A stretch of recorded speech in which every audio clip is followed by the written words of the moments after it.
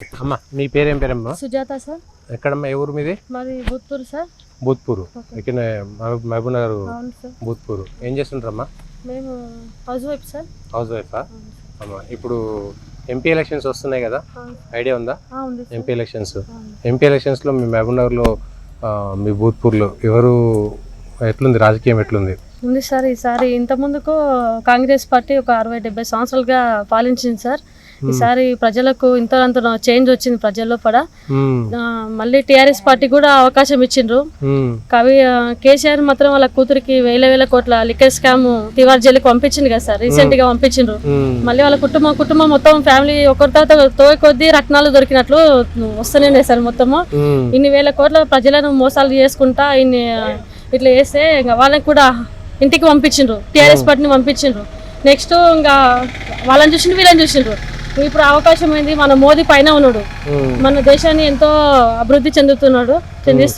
అక్కడ చైనా కానీ పాకిస్తాన్ కానీ ఇక్కడ అమెరికా దేశాలు యునైటెడ్ అమెరికా దేశాలను కూడా ఆయన అలా మన కంట్రోల్ అంటే మన భారతదేశాన్ని ఒక ఉన్నతమైన స్థానంలో ఉంచిండు మోదీ గారు. ఇంకా మన దేశానికి మహా మేధావి అయినా మన గొప్ప ఒక రామునిలాగా శ్రీరాముని ఎట్లా కట్టించిండో అయోధ్య, దానికన్నా మంచి స్థానం. ఒక ఆయనకు భార్య లేదు, పిల్లలు లేరు, ఎవరు లేరు. ఇప్పుడు అభివృద్ధి చెందడానికే దేశానికి ఒక అవకాశం మన మోదీ వచ్చిండు, ఆయనకు అవకాశం ఇస్తాం. ప్రజలు కూడా మారాలి, ఎందుకంటే వాళ్ళకి అవకాశం ఇచ్చినాం, వీళ్ళకి అందరు అవకాశాలు అయిపోయినాయి. ఒకసారి మోదీ అయితే గెలిస్తే మనకి పైన తండ్రి కొడుకు ఒక్కటి ఉంటే మన దేశం బాగుంటది, రాష్ట్రం బాగుంటది, మహబూబ్నగర్ జిల్లా అదే అన్ని బాగుంటాయి సార్, అన్ని గ్రామాలు బాగుంటాయి. లేదు సార్, పక్క గద్వాల జయజమ్మ గెలుస్తుంది.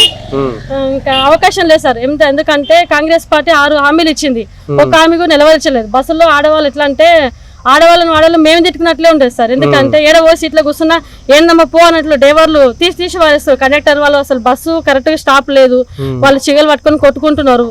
ఇంకా సార్ ఏమి రోడ్లు వేపిస్తాను, రోడ్లు లేవు, 6,000 ఇస్తున్నారు, పిల్లలకు 2,000 పింఛన్ ఇస్తాను చెప్పిండ్రు. ఒకటి నిలవేరలేదు సార్. ఒకటి కూడా అయితే లేదు సార్. ఈసారి అయితే పక్క కాంగ్రెస్ లేదు, అవకాశం లేదు. రేవంత్ రెడ్డి మీరు ఎక్కడో మీరు ఒకప్పుడు కొన్ని వేల కోట్లు లిక్కర్ స్కామ్ లో దొరికిండ్రు. ఈసారి కూడా మీరు కూడా నెక్స్ట్ టార్గెట్ మీరు ఇట్లనే చేసిన అనుకో మళ్ళీ మా బీజేపీకి మీరు చేత దొరికినట్లే ఉంటది. మీరు ఇట్లా చేయదండి. ఇంకొకటి ఏంటంటే వంశీ అని మనకి ఎంపీకి నిలబడింది మహబూబ్నగర్కి. వంశీ అని కలవకుర్తి ఇక్కడ కాదు, జయజమ్మ మహబూబ్నగర్ జిల్లా గద్వాల. ఇప్పుడు కాదు, 1996 నుండి ఆమె ఎలక్షన్ లో ఉంది. ఇప్పుడు ఏదో మీరు ఇచ్చిన హామీ నుండి ఆమె వచ్చి ఇప్పుడు జాయిన్ అయింది. మేము దానం చేసినాము, అరుణమ్మ డీకే దానం చేసినాం అంటున్నారు. ఆమె ఇప్పుడు కాదు, 1996 నుండి ఉంది తెలంగాణలో. అప్పుడే ఎమ్మెల్యేకు పోటీ చేసింది. కానీ ఇంతనో లేదు సార్, పక్క బీజేపీ సార్.